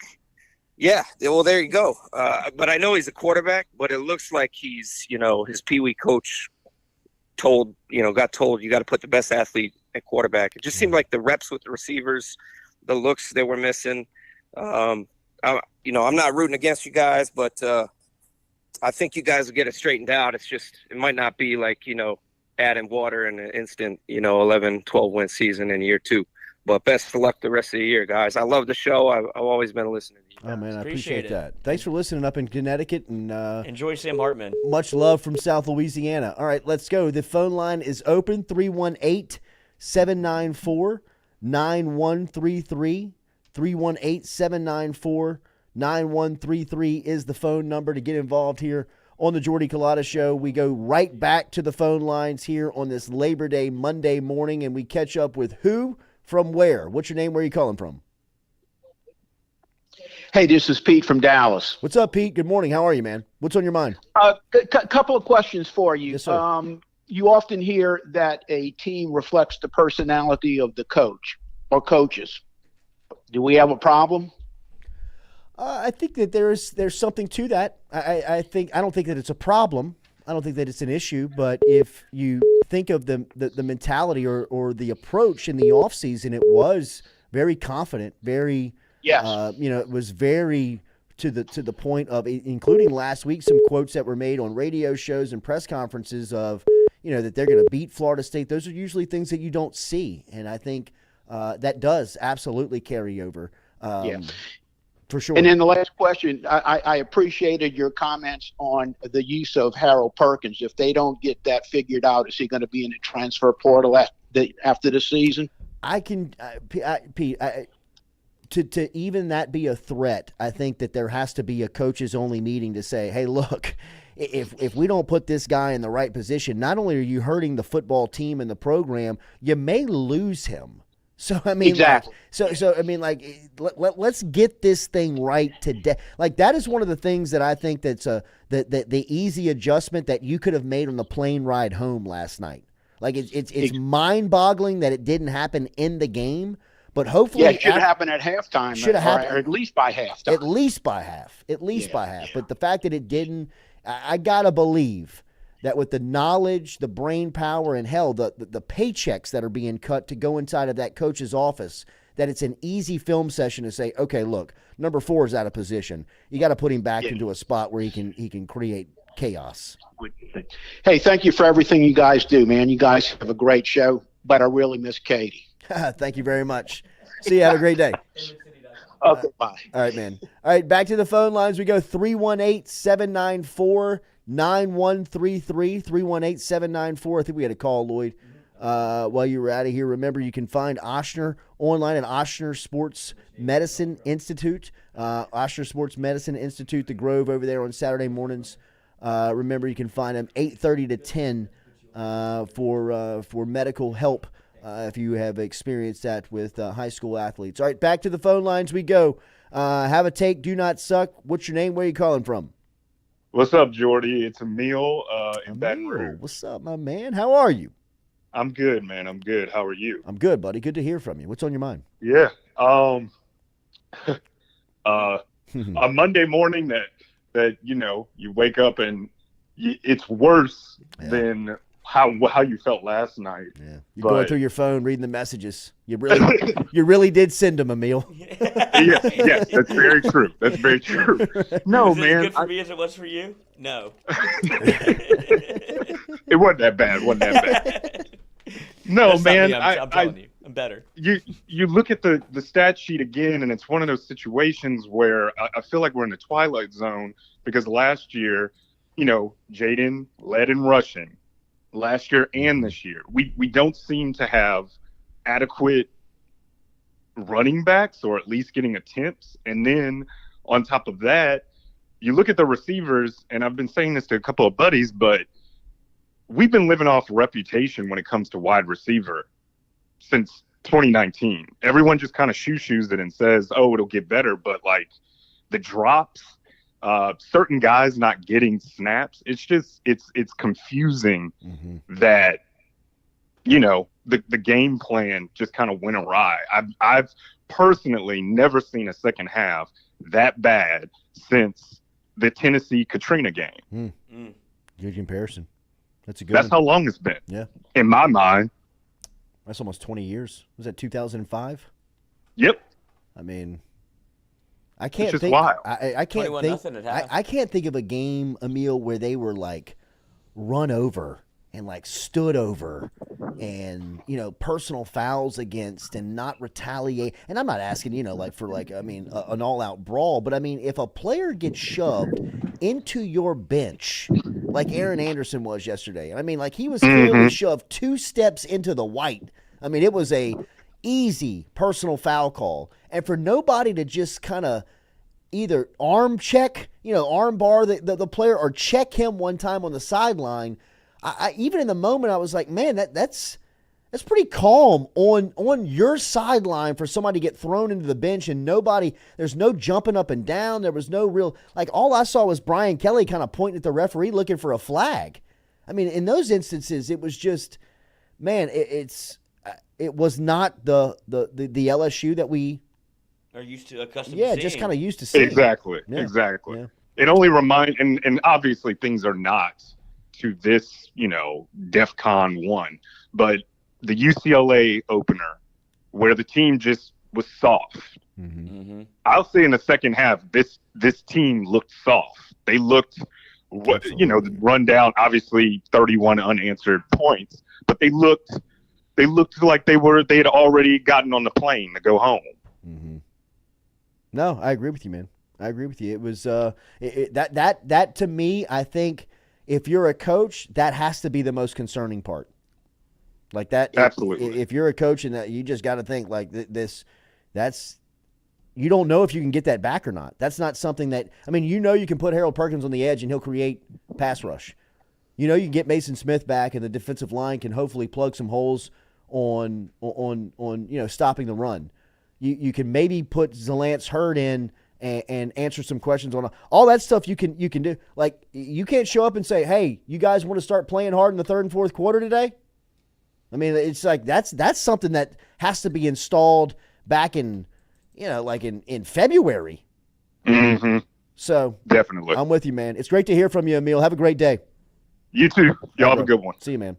All right, there's Emil checking in this morning. It's good to hear from him.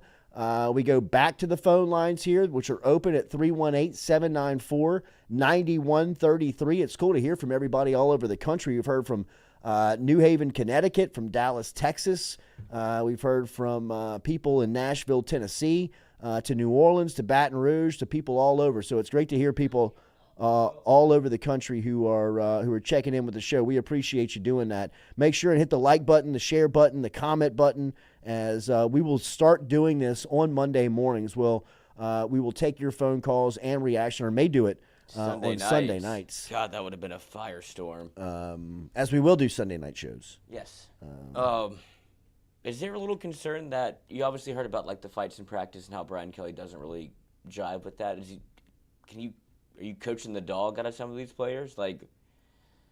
There's a world in which that exists where it's maybe we're not supposed to respond. Turn the other cheek. Very Catholic of them. We got a call from Detroit. Oh, it's our guy. There could be something to it. To the phone lines we go. Jordy Culotta Show. What's your name? Where are you calling from here on this Labor Day Monday morning? This is Sean from Detroit calling back, checking in with you after the nightmare of a game last night. Nightmare, Sean. It was kind of a nightmare because that second half was horrible, bro. It's because of effort. My thing is that we definitely miss Mason Smith because. Turn your computer down. Yeah, you catching that reverb? Yeah, you know what? My thing is that the effort. We lost him. All right, Sean, we lost you from Detroit. We'll see if we can't get him back on the line here. We heard some people getting through as well, so make sure. If you want to call 318-794-9133, 318-794-9133 is the phone number where you can get in touch with us. Have a take, don't suck, as we will get you in here and let you give your thoughts to LSU last night being downed by Florida State in big fashion, 45-24. The Tigers run through by the Seminoles as they were. They had fallen in bad fashion and taken your reaction here. We gave ours in hour number 1 if you want to go back and check it out. Remember, everything's on demand here at the Jordy Culotta Show. You can find it on YouTube. You can find it all over podcast platforms here. 318-794-9133. We go back to the phone lines here on this Monday morning, and we are talking to where you from and who is this? What's your name? Where are you calling from? Yeah, my name's Colin from Columbus, Ohio. Yeah. Actually a Notre Dame fan here, and just some things that, I think Notre Dame fans and the fan base have seen in the past from Notre Dame teams is, last night I was watching that Florida State game, and Florida State came out hitting hard playing with passion on defense, really came ready to play. And that LSU team, it reminded me of some of those big Notre Dame games in the past where BK is more about all business and doing things the right way. And to me, that's kind of what I saw last night, where there just wasn't a lot of emotion. I think Jordy was alluding to this earlier, just about LSU not playing with a lot of passion, it seemed like. So that was something that stuck out to me, and that's just my 2 cents. So appreciate you guys, and have a good Labor Day. Appreciate you, man. Thanks for listening up in Columbus. Yeah. I think that it's something that there has to be addressing to, that you have to address. That's something that look, we've taken 10 calls here. The one consistent theme of the 10 calls is that the lack of effort. It doesn't matter what your experience level is with football. It doesn't matter your knowledge level of installing football schemes. If you've watched enough football or watched enough sports, it doesn't take an expert to look into your television screen or look on the field and see if there is any effort behind what you're watching. And the most consistent point that has been called on in just fielding these calls is that people are curious. Are they passionate? Do they care? So, it's not just us. It's not just you. It's not just, the callers on this show that are noticing that. People are saying that around the country. People are wondering, what happened? Where is that DBU, that jungle mentality that LSU has been known for? That's what the LSU football operations facility is known. That's the name of it in the NFL, the jungle. Why? Because they produce freaks. They produce competitive freaks that come out of it.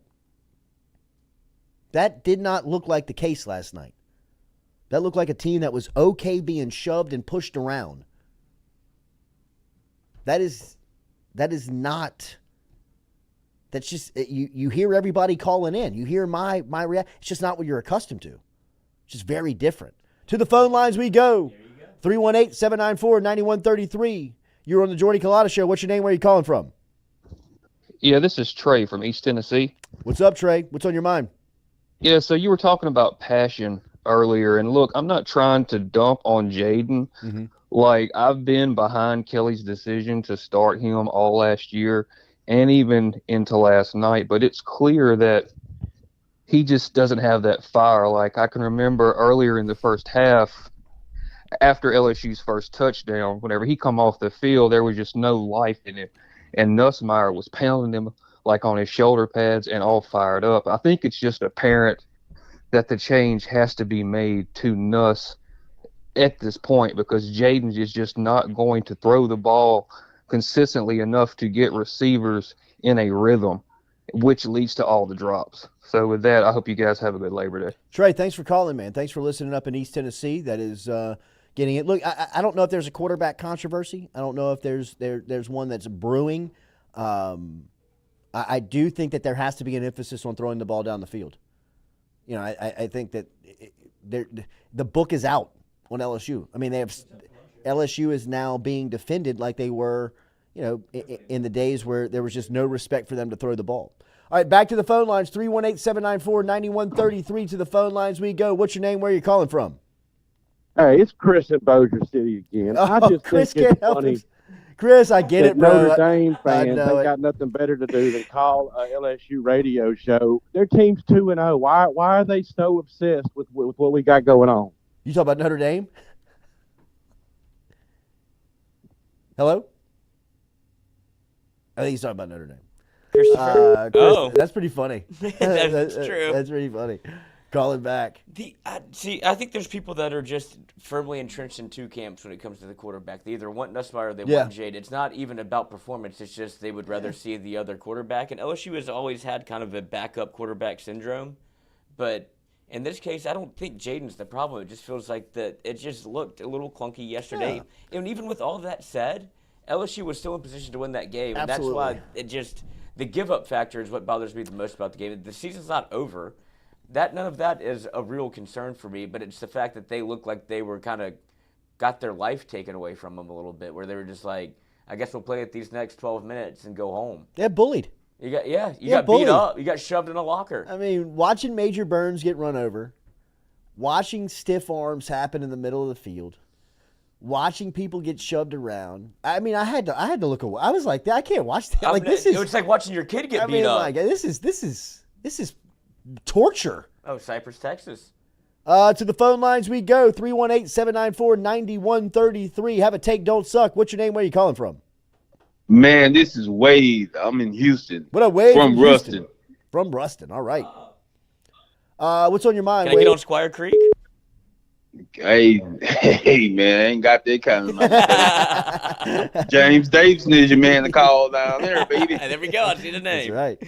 What's on your mind today? Hey, man. Hey, first and foremost, fellas, thanks for taking my call. Man, I do not want to go to work tomorrow, man. I've been talking noise all week. I'm out here with these Aggies, the Longhorn. Oh, my goodness. Oh, my goodness. I mean, so, Jordy, let me ask you a question, man. Aaron Anderson, I was disappointed. He must one punt. You don't see him anymore. Right. Meanwhile, Lacey dropped 3 passes. He's still in the game. Can we get some Chris Hilton? I mean, come on, man. We've been asking for Chris Hilton. I'm with you. Hey, when I saw, and don't get me wrong, these are quote-unquote kids, but this is a different era because of NIL, so we expect more from you. When I saw Sage Ryan and starting cornerback, we in trouble. I said, oh, my goodness. I mean, doesn't that give you an Can't idea? cover, can't tackle, and Harold Perkins. I feel bad for him because he's out of position. See ball, go get ball. I mean, at the end of the day, man, it's one game, but you can't do this every year, man. I wouldn't be mad if LSU is ranked number 21 and 22 because they gonna tumble. We laid. Hey, I'm in Houston. Look, I'm in Houston, and my people in Houston know. Man, LSU laid down faster than these streetwalkers on Benson and Fundy. Hey, I gotta go, fellas. Later, man. Good luck at work tomorrow. Yeah, call in sick. 318-794-9133 is the phone number. Remember, you can get in touch with us. Have a take, don't suck. While we get in touch with our next caller, I want to make sure and give some thoughts on Colorado and Dion. Unbelievable win as they go in and beat TCU 45-42. Travis Hunter and Shedeur Sanders, the big stories there. We'll talk a little bit more about it. But to the phone lines, back we go. LSU and Florida State reaction. What's your name? Where are you calling from? Anthony Graham calling from Denham Springs, Louisiana. 2 things last night. We're inside the 1 yard line. Why we don't have an under center package? I mean, we could have got in the power T like what you see with Penn State, high formation, anything just to get 1 yard. And 2, I never thought in my lifetime that I think the secondary would be a weak point on this team. And my question is, what do you think our record will be with our secondary looking the way it is? Anthony, thanks for calling, man. Have a great Labor Day. I am with you. I think that, look, if you heard my opening remarks, I think that the defensive backfield is in a spot where it is highly, highly concerning on what and how you react from this game on. I don't know what the situation is around Denver Harris. I don't know what the status of Denver Harris is, but if he's just missing team meals by a couple of minutes and they're wanting to build accountability in him, I'm all for it. But at the end of the day, you got to win football games and you got to do it with your best players. And Denver Harris is your best defensive back. He's got to get on the field. He's got to get on the field immediately. And anybody else that they're hiding, anybody else that they're not playing, anybody else that is possibly better than the options that they have, they got to roll them out there, because what they saw last night, and again, look, I got to give Florida State's wide receiver group a ton of credit. They're tough to guard, but I watched a lot of football this weekend. I looked at the wide receiver groupings in the SEC. There's not going to be a lot of let up. You know what I mean? The defensive backs I saw last night for LSU and the wide receivers I saw in the league this weekend, LSU's going to be at the disadvantage a lot of the matchups. So they got to – I don't know if there's not a fix, but if there is one, you got to play your best players, and whatever Denver Harris has going on, he's got to play. Absolutely. Well, thank you for taking my call, and happy Labor Day to you. Thank you. Happy Labor Day. To the phone lines we go. 318-794-9133 is the phone number. Remember, have a take, don't suck. What's your name? Where are you calling from? Good morning. Hello, this is Marion Johnson. I'm calling from Washington, Louisiana. What do you say there, Marion? Oh, not much, man. So, man, question is, man, what do y'all think about Jaden Daniels pushing the ball down the field? And another thing also, the cornerback situation, as far as, not recruiting from within the state of Louisiana, going out through the transfer portal, and getting these other caliber cornerbacks. Look, I brought it up. You've gotta start hitting again on the defensive backfield. Right. It's been a couple of cycles now where you have had some Desmond Ricks is a huge miss. It may not have felt like a huge miss on that day just because you had talent, but look at the repercussions of it now. Not only do you not have talent at the position this year, now you're still searching and trying to grab talent for the future years, and you're swinging and missing on guys.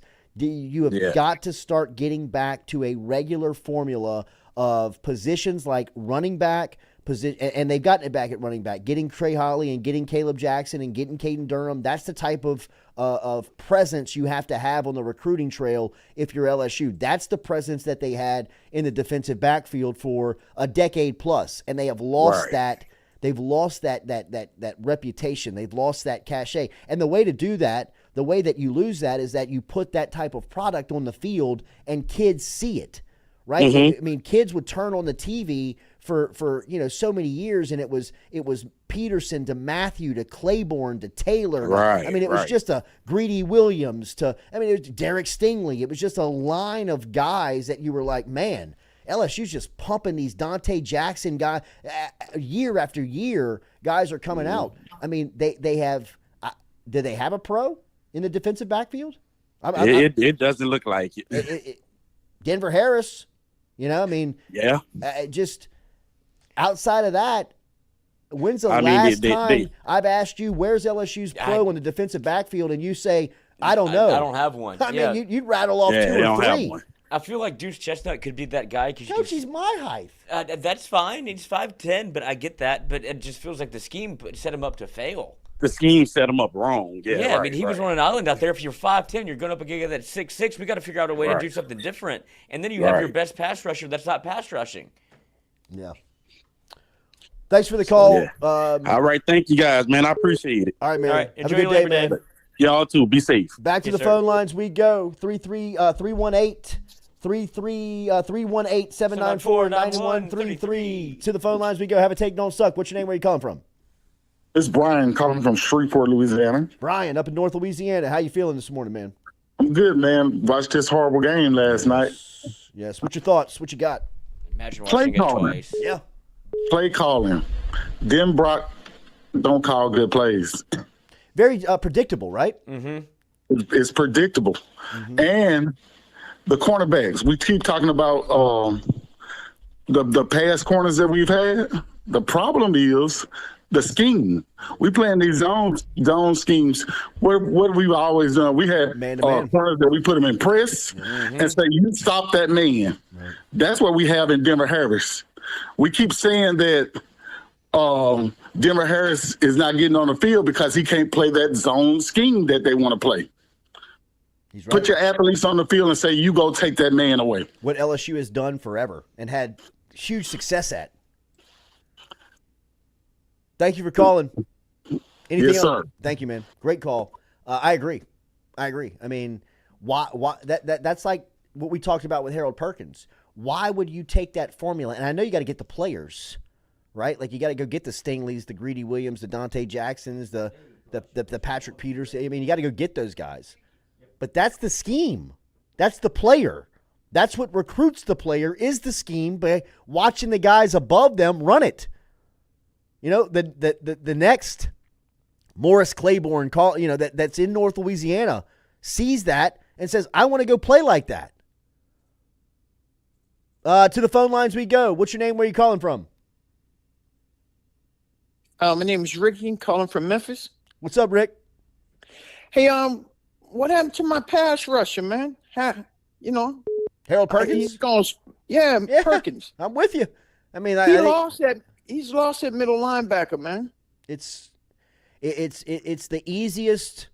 Man looked like he was takeaway. Walking in one-way traffic. He was turning his head both ways before the snap, going, "Where am I?" I mean, you watched it last night. I mean, everybody was commenting. I mean, it's just that has got to be the fix this morning. I mean, get him back to a pass rushing status so he can affect the game.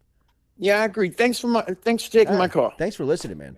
Have a happy Labor Day. To the phone lines we go. Closing it out here. We're getting close to 9 o'clock. Good interaction. Thanks for everything here this morning on Labor Day. Make sure and hit that like button, share button, comment button. Remember, if you're here and you're not subscribed, subscribe to the show. Hang on.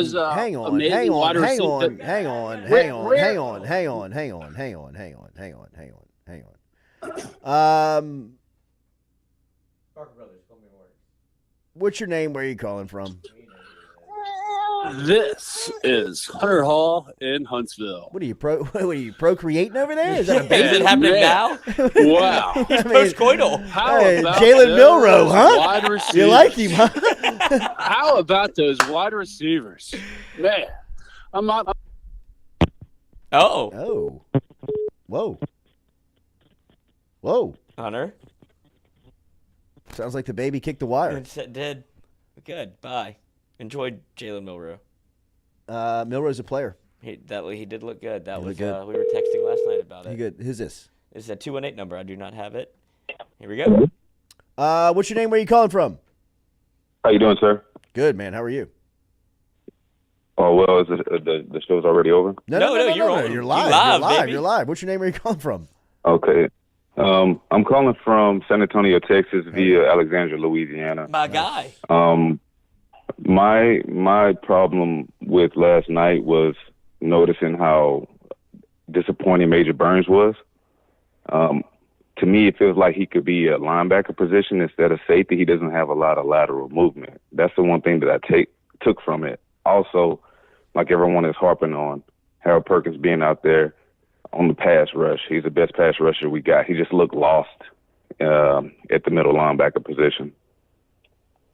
Alarming, huh? It's hard to mess a player up that's good. What did they that see in is practice? that good? Really? I mean, it is difficult to do. It's somebody that is that good at the game of football, and to be coaching him and to mess that up, it's hard to do.